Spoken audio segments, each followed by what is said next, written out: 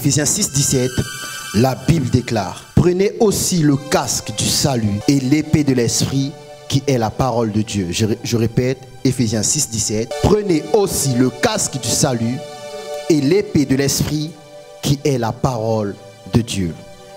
Amen. Vous pouvez vous asseoir dans la sainte présence de Dieu. Ce matin, nous allons uniquement étudier la première partie de ce verset. Donc, prenez aussi le casque du salut. Donc, le titre de mon message ce matin, c'est le casque du salut. Amen. L'apôtre dit, prenez aussi le casque du salut. Le salut, c'est le fait d'être sauvé. Je répète, le salut, c'est le fait d'être sauvé ou de se sauver d'un danger. L'apôtre dit, prenez aussi, après avoir cité plusieurs armes déjà, il dit, prenez aussi le casque du salut. Vous voyez, le casque, c'est quelque chose que l'on place sur la tête pour se protéger. Vous avez certainement vu ceux qui prennent les deux roues, les motards. Ceux qui conduisent les motos, ceux qui prennent les deux roues, mettent un casque de telle sorte que quand ils tombent, ils seront protégés. Vous voyez, il y a plusieurs disciplines où les gens mettent des casques pour être protégés. Mais pour ce qui est du chrétien, l'apôtre dit, prenez aussi le casque du salut. Le salut, le fait d'être sauvé ou de se sauver d'un danger. Donc l'apôtre était en train de dire, parmi les armes qu'il est en train de conseiller aux chrétiens, de prendre, de revêtir et d'adopter, il est en train de dire aux chrétiens, en fait, le plus grand combat d'un chrétien se passe dans la tête, autrement dit, dans les pensées. Vous voyez, quand vous avez vaincu une personne dans les pensées, tout ce que la personne peut faire sera en vain. En fait, tout combat se gagne d'abord dans les pensées. Toute conquête se passe dans la tête. Ok? En fait, quand on parle de la tête ou des pensées dans la Bible, on est en train de parler on parle aussi également de l'esprit. Vous voyez, il y a certaines personnes, ils peuvent entrer dans votre esprit. Pas de la façon que vous pensez. Vous les Africains, quand on parle de ça, vous pensez seulement choses bizarres. Comment une personne peut entrer dans ton esprit? Une personne te donne un conseil, tu appliques le conseil, ça signifie que la personne était entrée dans ton esprit. Donc le chrétien, il doit barricader son esprit, sa tête. Et l'apôtre Paul, pour aider, il dit, ne vous conformez pas au siècle présent. Un jour, quelqu'un m'a dit, pasteur, tu n'as pas Instagram, il faut vivre avec son époque. J'ai dit, ça dépend, il est quelle époque dans ta tête? Parce que dans ma tête, à moi, il est écrit, ne vous conformez pas au siècle présent. Donc si je prends Instagram, je ne suis pas dessus, je ne me conforme pas. Bon, si tu te conformes, tu es dessus, je n'ai pas dit d'aller supprimer, hein, reste. Amen, il faut rester, il faut qu'on nous voit un peu là-bas. Vous comprenez? Il m'a dit, il faut vivre avec son époque. En fait, tout est question de quelle époque il est dans ta tête. Dans ta tête, tu as quelle époque? Demande à ton voisin, de ta tête, là, c'est quelle époque? Bon, gentiment, hein. Parce qu'il y a certains voisins, de par leur accoutrement, vous comprenez que dans leur tête, nous sommes encore dans les années 60. Il y en a d'autres, par leur accoutrement, vous comprenez qu'on est dans les années 2030. Donc on n'est pas encore arrivé, mais lui, en esprit, il est déjà là-bas. Il a pu dessiner quelque chose de bien, donc il met un pantalon. Il y a des gens, ils mettent des pantalons, ils se tournent, ça devient robe, ils se tournent, ça devient jupe. En même temps, ça peut devenir nappe, en même temps, ça peut devenir drap. Il est en 2030. Il ne faut pas le chercher des problèmes, ok? Nous parlons du casque du salut, je répète. Le salut, c'est le fait d'être sauvé ou de se sauver d'un danger. Vous voyez que le salut est capital. On dit, le fait d'être sauvé ou de se sauver d'un danger. Beaucoup de chrétiens agissent en ayant oublié, occulté dans leur conscience le fait d'être sauvés. Vous voyez, vous ne péchez pas parce que le péché est fort. On pêche réellement quand on a oublié qu'on est sauvé. Parce qu'en fait, une personne qui est sauvée pose des actes d'une personne sauvée. Mais quand on oublie qu'on est sauvé, on va poser les actes d'une personne qui n'est pas sauvée. Regardez, c'est pas pour se moquer, hein. Il y a un continent vers le sud. Il y a des gens, leur peau, c'est la même couleur que la mienne. Vous comprenez? Ces gens-là ne parlent pas, ces gens-là crient. Oui, vous pouvez être rue de Craporu, il est rue de la Banque, mais la personne va vous appeler. Donc c'était livre. Et puis le livre va se retenir, la personne va faire ça. Vous comprenez? parmi ces personnes, il y en a qui ont changé d'environnement, mais ne se sont pas rendus compte. Donc, quand ils appellent celui qui est resté dans le pays d'origine, vous voyez de quoi je parle, non? Au téléphone, ben, ils font comme si ils étaient à Verviers, lui il est rue de la Banque, l'autre Crapaud-Rue, et ça crie. Donc peu importe le moyen de transport, que ce soit dans le train, dans le bus, donc vous êtes invités dans la conversation. Vous comprenez? C'est des gens, ils ne sont pas conscients que tu as changé de société. On est dans une société civilisée où il faut respecter la liberté de l'autre. Vous comprenez? Donc quand il va crier, il va crier, il va crier, il va crier. Lui, il pense qu'il a parlé. Après, il va appeler l'autre. Oui, je viens d'appeler ta mère, on a parlé. Non, vous avez crié. Vous voyez? Quand on oublie qui on est, on va se référer à qui on était. Donc l'apôtre dit, mettez aussi le casque du salut. En fait, quand vous sortez, la première chose à vous remémorer, c'est le fait d'être sauvé. Vous voyez? Quand vous ne vous souvenez pas que vous êtes sauvé, vous allez aller dans un endroit où tout le monde critique, vous vous mettez aussi à critiquer. Comme hier, avant de prendre le bus, il y a un monsieur qui a voulu se bagarrer. Tout le monde commençait à se bagarrer. Moi, je prenais mes bagages, j'allais ranger. Et on était avec Sarah. Sarah disait, mais pasteur, je dis, non, eux, ils sont dans leur truc de ici. Moi, je suis dans mon truc de rentrer chez moi. Vous comprenez? Je me suis souvenu qu'en tant qu'homme civilisé, je ne peux pas commencer à aller me bagarrer. Ils ont commencé à dire des gros mots, des mamans et des papas. Ils ont commencé à dire des gros mots. Donc, vous voyez qu'il y en a qui sont arrivés en Europe en retard. Ils auraient aimé arriver à 11 ans. Ils sont arrivés à 40 ans. Au lieu de parler comme des gens qui ont 40 ans, eux, ils utilisent le vocabulaire des gens qui ont 11 ans. Vous voyez le vocabulaire, non? Hier, ils commençaient à dire ça, je les regardais. Les gens ont oublié. Or, ceux qui n'oublient pas que tu es sauvé, c'est ceux qui ne sont pas sauvés. Parce que ceux qui ne sont pas sauvés se demandent toujours, est-ce que le fait d'être sauvé est vraiment salutaire? Comme ils n'ont pas la réponse, comme ils n'ont pas l'intention d'aller lire la Bible, ils vont chercher la réponse dans votre comportement, dans votre façon d'agir, dans les actes que vous posez. Donc en fait, vous êtes devenus des panneaux sans le savoir. Ok? Chaque jour, votre vie est scrutée. Il ne faut pas dire non, on me surveille. On est obligé de te surveiller. Tu as dit que tu es sauvé. Le salut, le fait d'être sauvé ou de se sauver d'un danger. Quand vous oubliez que vous êtes enfant de Dieu, vous allez accepter tout ce que le monde va vous proposer. Or, le fait de se souvenir, de se rappeler qu'on est enfant de Dieu, c'est une arme. Vous comprenez? Je suis sauvé. Quelqu'un qui est mort, normalement, n'a pas de proposition adéquate à me faire. Vous savez pourquoi? La Bible dit, j'ai été transporté dans le royaume de son fils d'amour. Ça signifie que je connais pas le chemin. Vous comprenez? Vous qui avez été transporté et que vous vous croisez encore avec certaines personnes, je ne sais pas qui vous a montré le raccourci entre le ciel et l'enfer. Vous comprenez? Ce souvenir que je suis sauvé, j'ai dit sauvé, je n'ai pas dit chrétien. Ne soyez pas choqués, chrétien c'est sorti de la bouche d'un païen. Jésus n'a jamais appelé quelqu'un chrétien. Jésus a dit faites des disciples.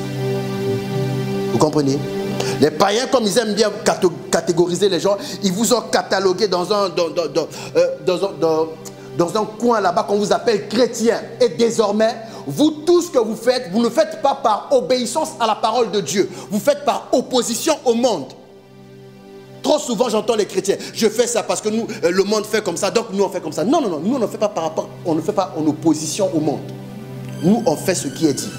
Parce qu'à chaque fois qu'on pose un acte opposé à l'acte que l'autre a posé, ça signifie qu'en fait, on mène une vie de réaction, pas d'action. Vous comprenez? Sur cette terre-là, il y a ceux qui impriment et il y a ceux qui suivent.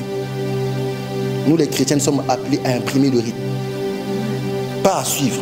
Donc à chaque fois que tu ne fais pas I, parce que le monde I, le monde fait I, je préfère faire A, ce n'est pas biblique. Nous ne faisons pas ce que le monde ne fait pas. Nous faisons ce que la Bible recommande de faire. Point. Mais pour ça, il faut se souvenir. Vous voyez, le souvenir est la meilleure des armes.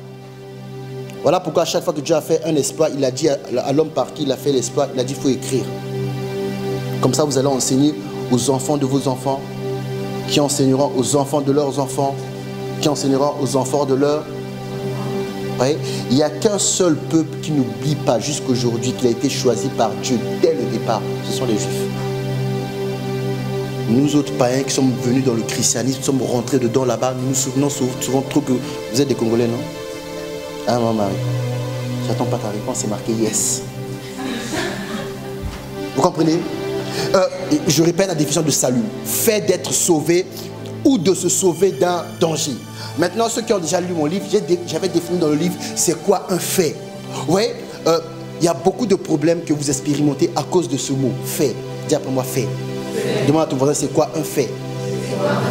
Il faut répondre aussi à poser souvent des questions. Il faut répondre à ton voisin. Écoutez la définition que j'ai retenue, que je n'ai pas mis dans mon livre. Je ne mets pas tout dans le livre, le Saint-Esprit inspire quand il veut. Le fait, c'est... un fait, c'est ce qui est arrivé à son plein développement. Je répète, le fait, c'est ce qui est arrivé à son plein développement. C'est-à-dire, quand on dit que Jésus est mort et ressuscité à la croix pour toi, c'est un fait. Et c'est quelque chose qu'il a fait en pleine maturité. Vous comprenez? Le plan de Dieu s'est exécuté à merveille. Maintenant, vous qui avez embrassé ce plan en l'acceptant tel Seigneur, tel Sauveur, vous ne devez jamais oublier que désormais, vous n'êtes plus une catégorie de personnes normales. Vous comprenez? Vous êtes une catégorie de personnes mises à part pour le Seigneur. Comme vous êtes mis à part, la mentalité doit être renouvelée. Vous voyez, beaucoup lisent la Bible, beaucoup connaissent des versets, mais la mentalité n'a jamais été renouvelée. Pourquoi? Vous cherchez des informations dans la Bible, dans le but d'aller faire des débats. L'apôtre Paul dit ça, vous parlez de Jésus par esprit de dispute. Vous comprenez? Est-ce que tu connais Genèse 1, 28? Mais si tu connais Genèse 1, 28, ça signifie que Dieu te connaît. Il y a les profs de théologie qui ont lu la Bible de Genèse à Apocalypse. Ils boivent. Ils ne croient même pas au miracle. Un jour, j'ai dit à ma femme, eux ici, ils t'enseignent. Si tu rentres là-bas chrétien, tu sors païen. Oui, comment un païen peut te faire connaître Dieu? D'ailleurs, écoutez déjà le mot, théologie.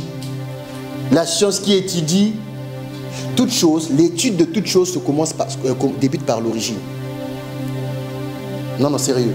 L'étude de toute chose débute par... Si tu ne peux pas prouver l'origine de Dieu, comment tu vas l'étudier? Ah oui? Il y a des maladies, on a donné des noms parce qu'on a étudié l'origine de la maladie.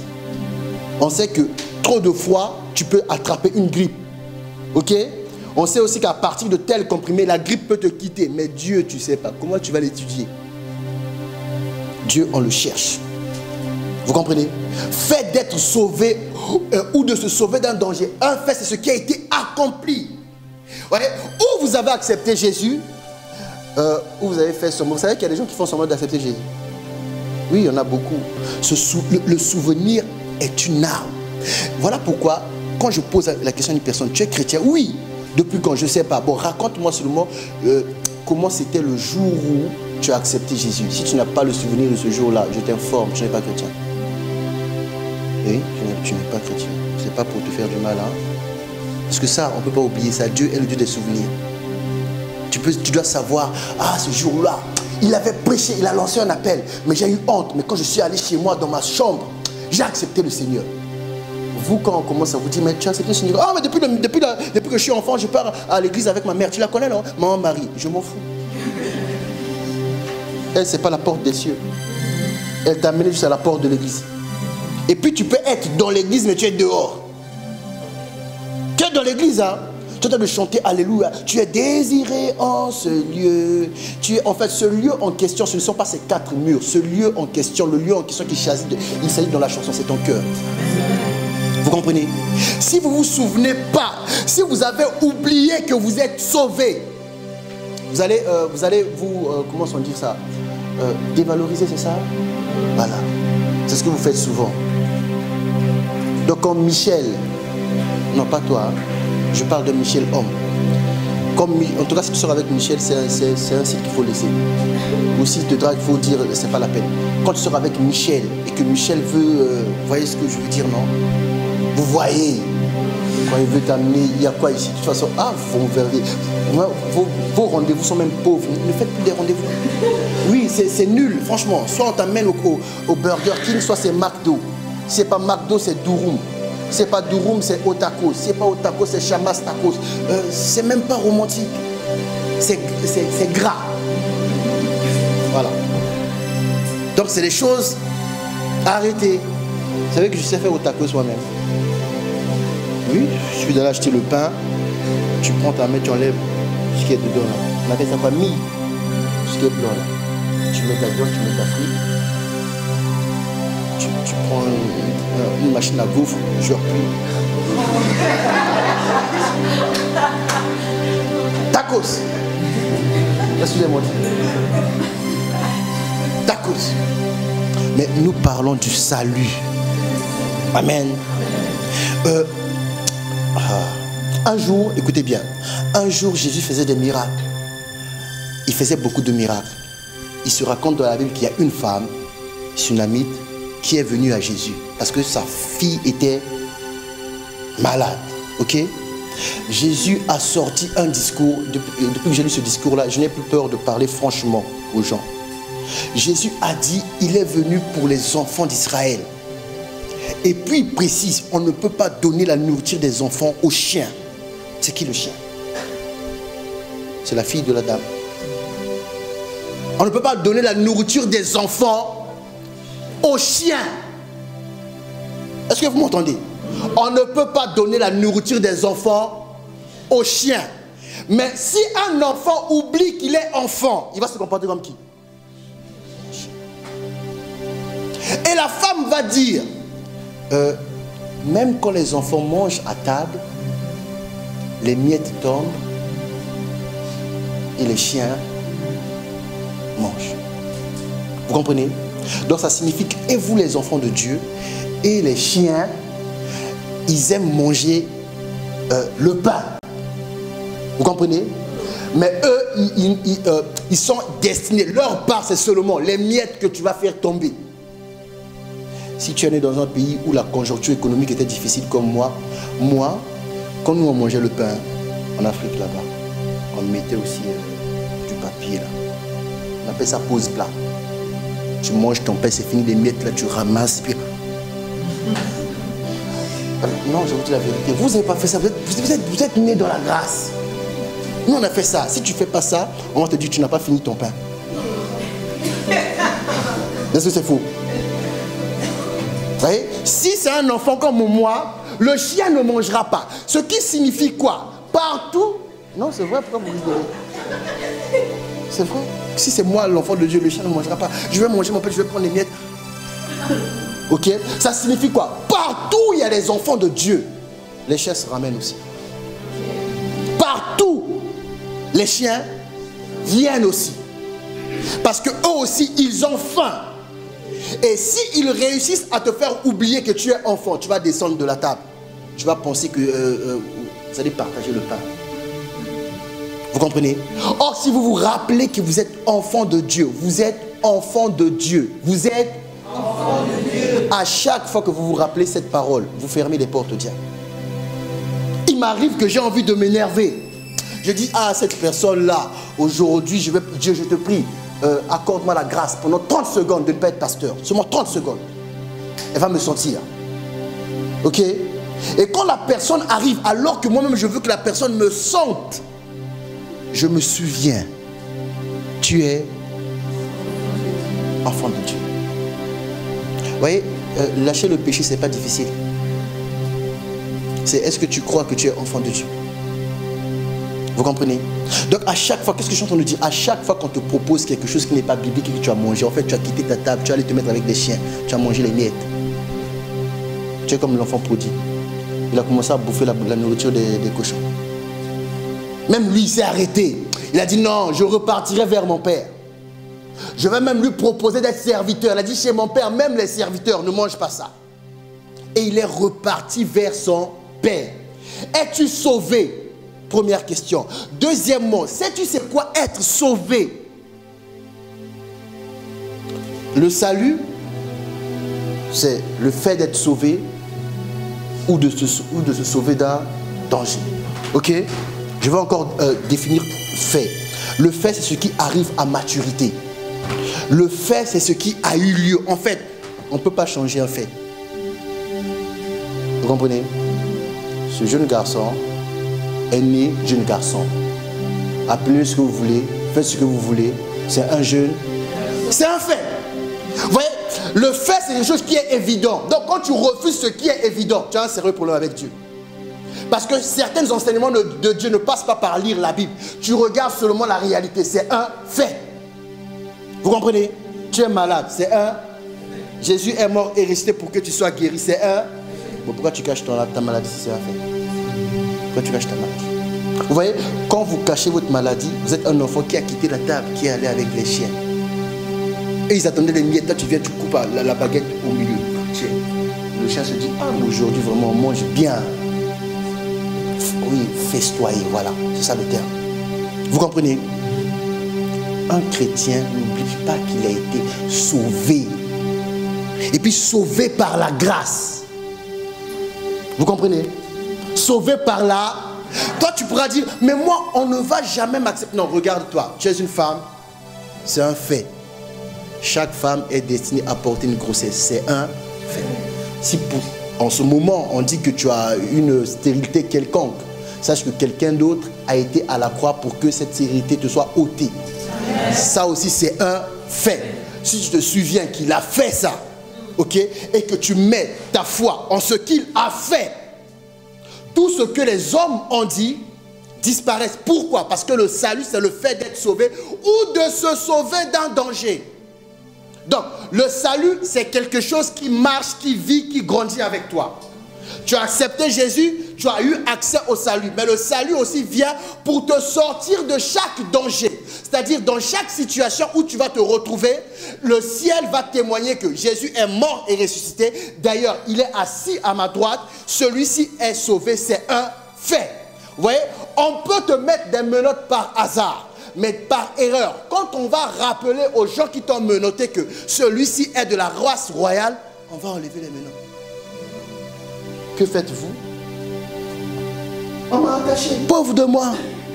Pauvre de moi. Qui va me délivrer de ce corps de péché? Crions à Dieu. Mais non, est-ce que tu sais que tu es sauvé? Vous savez, si vous avez oublié que vous êtes sauvé, vous ne pouvez pas crier à Dieu de toute votre force. Vous comprenez? Un jour, j'étais allé au commissariat là, à Verviers, là. Comment est-ce qu'on appelle la rue là? La rue à la pharmacie là. Hein? Bon, oui, rue du Moulin, je ne sais pas. Je suis allé là-bas. Après l'entretien avec l'inspecteur, il fallait normalement qu'on me mette quelque part là. Vous voyez, là où on met tous les lascars là. J'étais zen, je parlais. Il m'a regardé, il m'a dit, mais... Vous savez qu'à cause de votre histoire, j'ai dormi à minuit. J'ai dit, oh, pauvre de vous. Il avait tout préparé pour me mettre quelque part, hein, mais si vous allez rester là, clac, vous allez attendre un moment. J'ai dit non. Moi, je sais que je suis sauvé. Et je sais que je suis innocent. Innocenté. Donc, pour prendre des preuves et monter contre moi afin qu'on m'arrête, c'est vraiment difficile. Parce que la vie que j'ai reçue est éternelle. On ne peut pas arrêter. Vous voyez, le combat contre la vie éternelle est un combat très compliqué pour le diable. On dit bien la vie éternelle. Jésus a dit, les sources d'eau jailliront juste dans la vie éternelle. Ça ne pourra pas s'arrêter. Ça s'arrête ou c'est un semblant d'arrêt dans vos vies quand vous avez oublié. Comme tu es pressé pour avoir un mariage, tu as oublié que tu es sauvé. C'est ça, non? Maintenant, vous voulez faire l'évangile à l'envers. Mettons-nous ensemble, faisons des bêtises ensemble. Je vais t'amener à l'église, je vais te présenter au pasteur. Le pasteur n'a pas de problème. Je peux serrer la main d'un païen. Il n'y a pas de problème.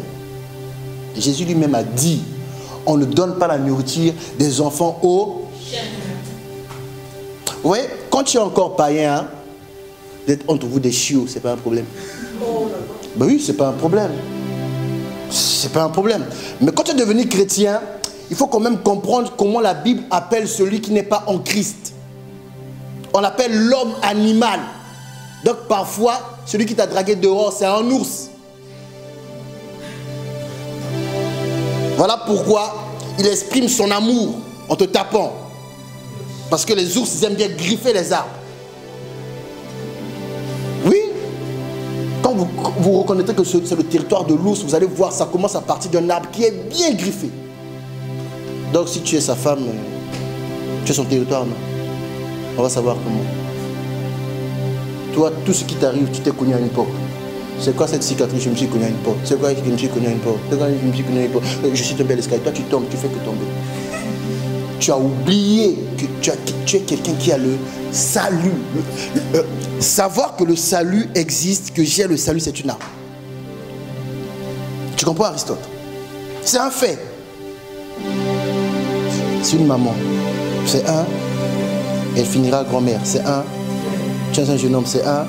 Tu finiras papa. C'est un. Tu auras des jumeaux. C'est un. C'est un. Tu auras des jumeaux. Aristote. L'un d'eux, il faudra appeler Simon. Et je rigole pas. Faut pas faire comme l'église. Eux, quand je parle, parce que je rigole. Je rigole pas. L'un d'eux, il faudra appeler celui-là. Il y aura bébé et bébé. Les autres bébés congolais qu'on met c'est ben, ils dansent déjà. Lui il va pas danser. Mais lui dès que tu vas mettre adoration, tu vas voir. Tu comprends? Hein? Papa de jour. C'est une arme essentielle. La délivrance, la guérison ne vient pas tant que vous n'avez pas mis la foi en Christ. Mais mettre la foi en Christ, c'est le salut. En fait, il y a certaines personnes qui ne voient pas le miracle. Pourquoi? Le salut n'a pas encore commencé à agir. Donc, ce que moi je dis avec mon micro là, ils prennent ça pour la morale. Il a fait philosophie ou quoi? C'est comme là, au début, hein, quand je faisais connaissance de ma fille Tania. Le pasteur a fait psychologie.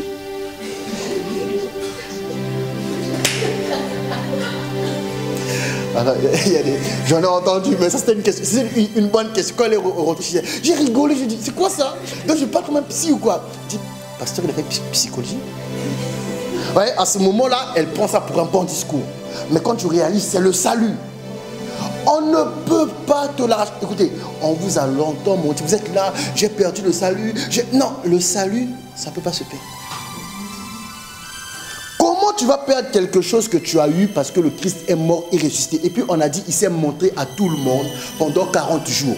Si tu n'as plus les bénéfices du salut, ça signifie qu'à un moment, tu as arrêté de croire. Quand tu ne crois plus, tu n'es plus croyant. Alors il ne faut plus parler de la foi. Parce que tout ce qu'on a, on a par la foi. Vous voyez, ça signifie quoi? Un homme doit être conscient que tout s'obtient par la foi. Donc il ne doit jamais cesser de croire. Dès que tu cesses de croire, tu n'es plus un croyant. Il ne faut plus dire je suis enfant de Dieu. Non, tu as arrêté de croire. Voilà pourquoi la Bible dit on ne peut pas crucifier Jésus 2 fois. Vous comprenez? Il y a eu un jour, tu as été sauvé. Tu dois savoir le jour. Ne dites pas non, ma mère m'a amené à l'église. Ta mère elle-même, une fois, j'ai prêché ici.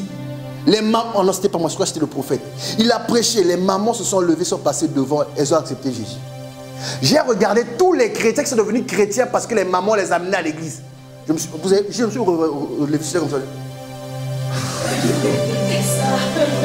Et ils me regardent. Alors que j'entends dire, vous attendez quoi pour passer devant? Vos mamans n'étaient pas chrétiennes. Regardez, il y en a qui venaient se baisser les yeux. Toi, tu m'as dit, tu es chrétien? Oui, depuis le berceau, maman Marie m'emmène à l'église. Ah, et j'ai vu maman Marie venir. Seigneur, j'ai regardé maintenant tous les enfants de maman Marie. Comment tu es devenu chrétien? La personne qui t'a amené à l'église vient de devenir chrétien. Comment? Oh non, ma mère était tout le temps malade. On a prié pour elle. Elle a été guérie. Depuis ce jour-là, nous commençons à aller à l'église. Oui, oui, oui, oui. Mais vous êtes des chiens quand même. Oui, Jésus a dit, les miettes qui... On ne donne pas la nature des enfants aux chiens. La femme a dit, quand les enfants mangent, les miettes tombent à terre. Et les chiens mangent. Jésus a dit quoi? Ta foi t'a... Ta foi t'a...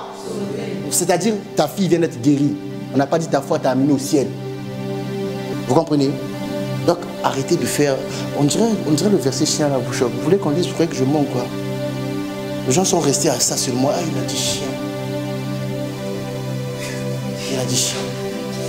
Mais c'était un bon exemple. Jésus a donné un bon exemple parce que les chiens ne sont frères et sœurs que quand ils sont chiots. C'est-à-dire quand ils sont gamins. Quand ils deviennent grands, j'ai vu ça au Congo là-bas dans mon quartier. Même l'enfant, un matin vous allez le trouver avec la maman. Ils se sont accouplés. Donc Jésus, quand il donne cet exemple-là, il sait de quoi il parle.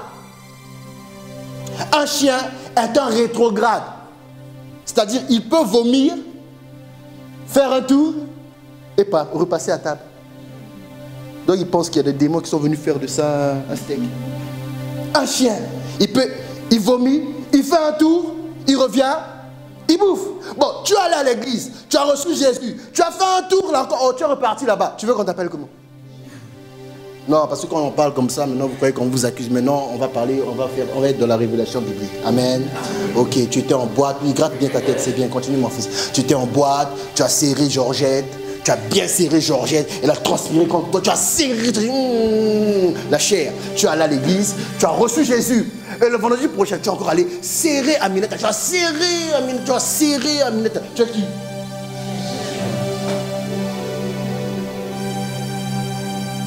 Vous comprenez? Oh, Victor, pourquoi tu rigoles? C'est pas lui, hein? C'est un exemple. Je ne sais pas quoi c'est lui. Victor est en train de dire je suis à côté d'un chien. Non. C'est pas lui. C'est un... Le diable organise tout pour qu'on oublie qu'on est sauvé. Une fois, j'étais déjà pasteur, hein, j'allais rentrer dans le train. J'avais ni papier, ni argent. Rien. J'ai dit à Dieu, oh, mais ça c'est fraudé. Dieu m'a dit non, si tu entres direct, tu vas trouver le contrôleur. Tu dis que tu n'as rien, c'est pas mentir. On était avec les filles, on était nombreux. J'ai voulu dire aux filles, bon, on va monter, on va faire la technique des Congolais. Je connais vos techniques, hein. Le train roule, toi aussi tu roules dans le train. Le train roule, toi aussi tu roules dans le train. Parce que tu sais que non, sur le quai, tu as vu le contrôleur, ah il était là-bas. Ok, le train roule, toi aussi tu roules dans le train. Il reste dans 23 minutes. Je voulais faire ça. Le Seigneur m'a rappelé, j'étais dit, va trouver le monsieur. Je suis allé trouver le monsieur, j'ai dit, nous, quand tu vois là, pas de papier, rien. Il a dit, oh, comment ça se fait? Il a dit, mais quand c'est comme ça, je dois appeler la police. Toi, tu allais faire quoi? Il a dit au contrôleur, en fait, c'est une blague. Il a dit, oui, appelez la police. Et puis on est resté là. Dans mon cœur, j'ai commencé à prier. Oui, il n'y a que vous. Moi, je suis serein en apparence. De là-bas, ça bouillonne de prière. Et puis on sort. Il y avait aussi la police. Ils n'ont pas rigolé. La police aussi, ils ont pris ils ont commencé à vérifier les notes. Ils ont vérifié, ils sont partis. On nous a laissés. On était sales. Écoutez, là où vous priez, si c'est sale, vous ne priez pas le bon Dieu. Non, je répète. Hein. Là où c'est prié, là où vous priez, si c'est sale, vous ne priez pas le bon Dieu. Qu'est-ce que je suis en train de dire? Si tu te réveilles aussi le matin, tu ne t'es pas brossé les dents, tu ne t'es pas lavé la figure, tu te mets à genoux, tu ne pries pas le bon Dieu. Tu es sale. Oui, la saleté, c'est spirituellement, ça attire les démons. On était sales. J'avais du ketchup ici. C'est ma fille qui m'avait dit ça. Elle pensait qu'elle était en train de me bénir. J'avais du ketchup ici, du sable ici. Donc, je ne me suis même pas rendu compte. On était tellement sales. Et un jour, la contravention est arrivée. 225 € elle, 225 € moi, 225 €, 225 €, 225 €, 225 € même. J'ai dit, hey, mais moi j'ai pas d'argent. Les enfants d'autrui aussi. Quand c'est comme ça, tu commences à appeler les enfants d'autrui. Dieu a dit sur les enfants spirituels, comme ça dit, les enfants d'autrui. C'est comme ça que j'ai dit à Dieu, Seigneur, j'ai pas d'argent. Les enfants d'autrui aussi n'ont pas d'argent. On va faire comment? Et puis on m'a envoyé un email, parce que j'avais tout donné, l'email, tout. On m'a envoyé un email, un huissier. Ils sont fous, hein. Ils mandatent quelqu'un pour venir saisir mes biens, j'ai pas de maison. C'est fou les Belges. Ils m'ont aussi écrit, ah non, il y aura ça, il y aura procédure de saisie. Bon, saisie, j'avais pas peur. Je vivais chez quelqu'un, logé, nourri. Tu veux saisir quoi? Saisir mon t-shirt, c'est même pas mon t-shirt. Mon jean, c'est même pas mon jean. Ma ceinture, c'est même pas ma ceinture. Même mes sandales, c'est même pas mes sandales. Ce qui était à moi, c'est mon cœur. Rien n'était à moi. J'ai prié, j'ai présenté à Dieu. J'ai fini de prier. Dans la même semaine, j'écris au monsieur, parce qu'il faut être intelligent dans la vie. Hein. Monsieur, moi et les enfants de Trouy, on n'a pas l'argent. Toutefois, je m'engage à payer 50 € par mois pendant tant de... J'ai Le monsieur, il me répond, monsieur, j'ai contacté la SNCB. Il s'avère qu'il n'y a aucun dossier, ni à votre nom, ni au nom des gens que vous avez cités. J'ai appelé ma femme, j'ai dit, vous les Belges, vous avez des problèmes. Toi, tu me contactes pour me dire qu'il y aura un problème, et par mail, et par courrier. Je te réponds. Tu me dis, soit vous m'appelez, soit vous envoyez un email, soit vous m'écrivez. J'envoie un email, et toi, tu reviens vers moi pour dire, il n'y a rien à votre nom. Il n'y a rien. Et puis Mimi reçoit, ah pasteur, c'est moi, j'ai reçu un courrier, on doit payer 8 euros par personne. 8 euros. Je dis, oh mais 8 euros par personne, 8 euros par 6, c'est facile ça. Mais non, t'inquiète pas, j'ai déjà payé. Vous comprenez? Je m'étais rappelé que je suis sauvé. J'ai dit à Dieu, là ce que j'ai en train de faire, c'est frauder. Dieu a dit non, va le voir. C'est moi qui t'envoie à Liège, va le voir. Je suis allé voir. Je ne suis pas allé me cacher dans les toilettes. Ah, j'ai mon ticket, mais j'ai une gastro, sors.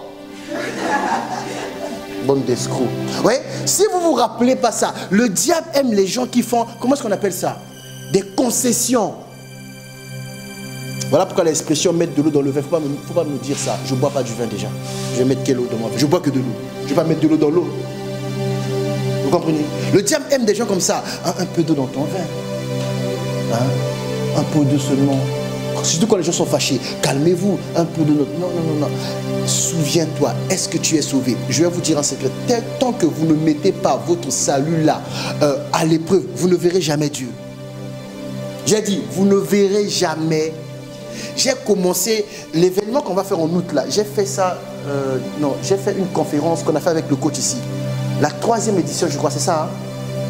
J'ai fait ça au palais de congrès 3 semaines avant. Moi, j'étais fauché. 3e, non? Non, 3e au palais de congrès, c'était 3e. J'ai fait ça là-bas 3 semaines avant. J'étais fauché. Mais j'ai entendu Dieu me dire, il va faire ça là-bas. Il y avait un monsieur, lui il voulait payer les instruments. Mais vous voyez, non, les Congolais aiment bien quand ils payent, après ils prennent contrôle et tout là. J'ai dit poliment, toi il était 700 euros, je ne sais pas quoi, je ne veux pas. Il était choqué, même moi j'étais choqué, j'ai refusé l'argent. J'avais rien. Un jour ma femme a prié. Elle a dit, si Dieu me donne seulement 3000 euros, si Dieu me donner 3000 euros, j'ai fait un tour à la banque, Dieu a envoyé combien? Non, je rigole pas, elle est là. 3000 euros. J'ai pris ça, j'ai été faire les demi. Dieu existe. Est-ce que tu te souviens que tu es sauvé? Vous comprenez? Regardez, Christelle, tu es à côté de ta maman. Quand elle était petite, qu'elle se cognait la tête, ça te faisait quoi? Ça te faisait mal, non? C'est ce que Dieu ressent quand vous avez un problème. Mais toi, tu as un problème, tu vas chercher ton oncle. Ton oncle a des enfants qui ont des problèmes. Quand il dit ton problème, je le mets en deuxième. Ah, mon oncle ne m'aime pas. Mais aime-toi toi-même. Souviens-toi que tu es sauvé. Cherche d'abord auprès de Dieu. Dieu va envoyer des gens qui vont t'aider. Je me suis retrouvé dans la rue en Belgique. J'ai appelé un monsieur, j'ai dit, Dieu m'envoie vers ton chef. Il pensait que je rigolais. J'ai dit, je veux parler. Ah, il dort déjà. J'ai insisté. Le jour où je lui ai parlé comme ça, j'ai même pas eu besoin de lui dire, Dieu m'avait envoyé vers toi. Lui-même, il a été voir quelqu'un, dit, le pasteur là, le petit là, c'est un vrai pasteur. Il faut le loser, lui et sa femme. 11 mois. Ils sont rien payés. Dieu m'avait dit, appelle ce monsieur. J'ai même pas eu le temps de lui dire que Dieu m'a envoyé vers toi. Il m'a regardé seulement. Il m'a dit, moi je crois que tu es pasteur. J'ai dit, pourquoi? Parce que tu as prié qu'un GPS tombe en panne.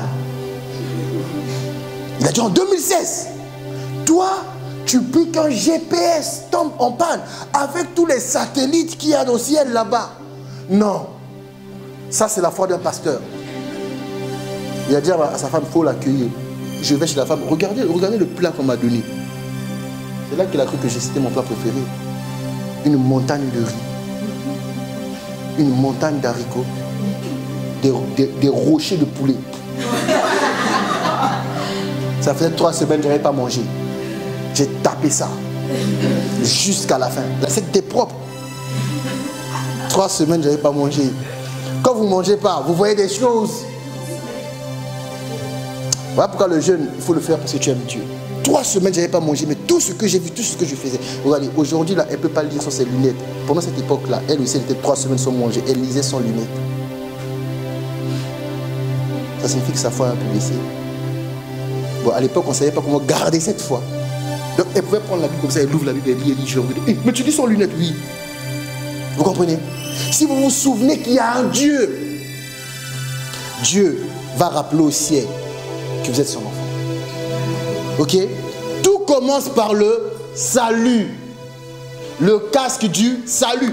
Donc, c'est sur ma tête. Je sais que je suis enfant de Dieu. Il y a des choses que je ne peux pas faire. Vous dites que l'église m'interdit. L'église ne t'interdit pas. Toi, quand tu vas faire des bizarreries, même sans aller à l'église, pourquoi tu fais ça en cachet? Ta conscience montre déjà que ce n'est pas normal. Ce n'est pas l'église. Oui, c'est facile de faire des choses anormales. C'est difficile d'embrasser la vérité. Mais une fois que vous l'avez embrassée, au départ, je pensais que cette église allait s'appeler colonne de la vérité. Parce que chaque jour, je lisais la Bible, Dieu me parlait que de la vérité. En fait, il était en train de me dire, Petit, ne mens jamais. Et puis un jour, il m'a montré ce que ça fait quand tu mens, comment tu vas finir. Vous voyez, Dieu est un bon Dieu. Aujourd'hui, il peut te montrer comment tu vas finir. Par la vie de quelqu'un d'autre. Si tu continues. J'ai vu la vie de quelqu'un d'autre, je dis non, non, non, je t'aime, mais pas à ce niveau-là. Finir comme ça. Voilà pourquoi vous les parents, il faut apprendre à régler vos problèmes avec les enfants. Pour une simple question, pour une simple raison plutôt. Mais qui va vous enterrer? Hein? Tu as 10 enfants, tu parles à personne. Ah, ces enfants-là, ils vont voir. Mais qui va t'enterrer? Qui? Ah, je vais mourir ici. On va les appeler. Mais c'est pas parce qu'on m'appelle que je suis obligé de venir. Oui, on peut m'appeler. Ton père est mort là-bas. Gloire à Dieu. Il y a quoi encore? Il y a une facture à payer. Non, j'ai pas d'argent. Et puis je raccroche. Vous comprenez? C'est important de régler ces problèmes. Les parents ne pensent pas à ça. J'attaque pas les parents. Hein? Je vous aide seulement. Hein? Vous ne pensez pas à ça. Il faut régler les problèmes avec tout le monde. Qui va t'enterrer? Et puis quand tu tombes, vous voyez, quand vous vieillissez, vous avez peur de la mort. Tu as un petit choc. Et tu te rappelles du numéro de tout le monde. Mais c'est la sorcellerie, ça. Quand tu es en bonne santé, tu as tout oublié. Oui, il y a des papas, attention. Hein. Lui, c'est l'ICA mobile. 04 65 32 42 25. Ah! Oui. Allô, Virginie, c'est ton père. Il faut vous souvenir qui vous êtes. Amen. Je prêche le message parce que quelqu'un a oublié qui il est. N'aie pas peur du péché parce que le pasteur Simon, son message, c'est toujours contre le péché. Il est méchant. Mon message ne changera jamais. Ça, mettons, on est déjà d'accord. Ça changera? Hein, on est là. Je t'attrape dans un coin là-bas en train de te faire draguer. Je ne te prêche pas, je t'éduque. Après, tu vas dire à ton père, on va voir s'il ne sera pas d'accord avec moi. Oui, moi, c'est simple. Hein. Je t'attrape quelque part devant le garçon. Je te ridiculise. Tu n'es pas d'accord, j'appelle ton père sur le champ.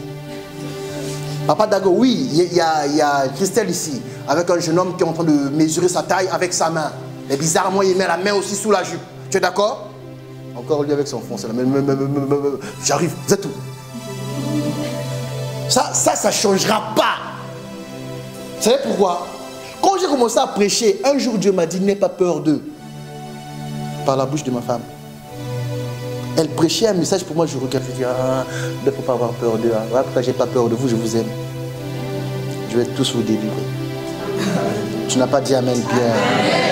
Vous voyez, quand on dit ça, vous pensez tous, donc j'ai un démon. Non, je n'ai pas dit que tu as un démon. J'ai dit, je vais te délivrer. Je n'ai pas dit que tu as un démon.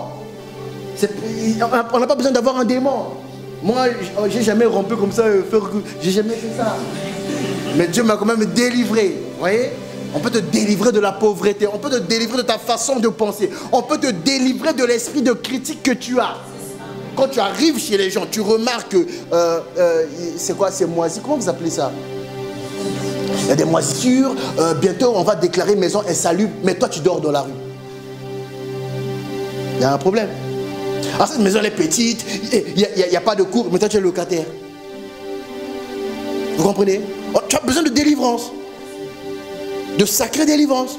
C'est comme mes filles, on est parti à Paris là-bas. J'ai compris qu'elles ont encore besoin que je prêche encore bien, mais avec des... Elles ont critiqué l'hôtel là-bas. J'ai dormi là-bas, j'ai regardé. Le monsieur en question, il est venu en France avec ses enfants. Il a pris son hôtel, il fait son business en famille. Vous venez, vous critiquez. Vous les Congolais, votre business, c'est vendre les trucs dans les salons des gens. Vous critiquez. C'est quoi? J'étais étonné. J'ai dit, Dieu, mais pourquoi ils font ça? Le Saint-Esprit m'a dit, parce que ce sont des vervitoires. Oui, l'une des raisons que Dieu m'a envoyé à Verviers, c'est pour que vous arrêtez de critiquer. Si vous n'avez pas encore compris ça, maintenant je vous dis clairement. Oui, l'une de mes missions ici, c'est pour arrêter que vous... Voilà pourquoi je vous ai dit, on a commencé par l'opération Aime ta vie. C'était pas par slogan. Vous pensez que je fais les choses par slogan? Voilà pourquoi après je vous ai dit, il faut commencer à vous dire bonjour. Parce que quand tu dis bonjour à une personne, quand tu salues la personne régulièrement, tu vas arrêter de critiquer. Les causes des critiques, c'est ça, non? Ils ne disent pas bonjour. Qui? Les vévettes. Et maintenant, elle est devenue pasteur. Son mari aussi est pasteur. Pasteur. Sans dire bonjour. Mais toi, tu veux recevoir quelque chose. Donne. Vous comprenez? Si vous ne vous rappelez pas que vous êtes sauvé, le diable aura raison de vous. On ne pêche pas parce que oh non, moi je suis un homme saint. Non, on ne pêche pas parce qu'on se rappelle. La Bible dit Joseph a laissé ses vêtements, a fui. Et avant ça, il a dit à la femme, pécherai-je contre Dieu? Donc Joseph s'est rappelé qu'il est enfant de Dieu. Vous allez dire non, là où le péché a abondé, la grâce surabonde. Voilà pourquoi quand vous rencontrez les gens, vous êtes timide, vous êtes intimidé pour les saluer. Vous savez pourquoi? Quand une personne t'a vu nu, là, c'est fini. Si tu ne te maries pas avec, tu auras toujours honte devant. Voilà pourquoi la nudité, c'est sacré. Je vois dans vos yeux, dès que tu as vu quelqu'un avec qui tu as fait des bêtises. Mais prêche l'évangile, invite-la à l'église. Non. Il me connaît déjà. Et quand il se retrouve à l'église par hasard, tu es maintenant en train de surveiller. Il va draguer qui? Oh. Tu es encore dans cette vie-là? Hein? Le salut.